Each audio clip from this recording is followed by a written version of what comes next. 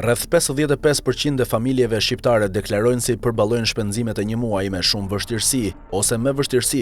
Kjo shifër është shumë më e lartë se sa mesatarja e Bashkimit Evropian, ku vetëm 17% e europianëve ndihen të varfër. Në rajon të varfër ndihen 34% e serbëve, gjysma e malazezëve dhe gati gjysma e maqedonasve. Shifrat dalin nga Eurostat, i cili matë dhe varfërinë subjektive për të plotësuar treguesit tradicional të varfërisë, si për shembull rreziku për të qenë i varfër, mungesa e rëndë materiale dhe sociale, apo jetesa në familje me antar të papunë. Në këtë aspekt, shqiptarët rënditet të dytën në Europë pas grekëve, ku 67% e popullatës perceptojnë që janë të varfër. Megjithatë, Shqipëria ka diferencë të lartë mes nivelit të varfërisë monetare, të matjeve zyrtare, që është rreth 20% në 2024, dhe perceptimit të banorëve që mendojnë se janë të varfër, që i kalon 50%, me një diferencë prej mbi 30 pikë përqindje. Instat raportoi më herët se në vitin 2024, treguesi i rrezikut për të qenë i varfër në Shqipëri është 19%, ku pragu i të ardhurave për një person është 330 lekë në ditë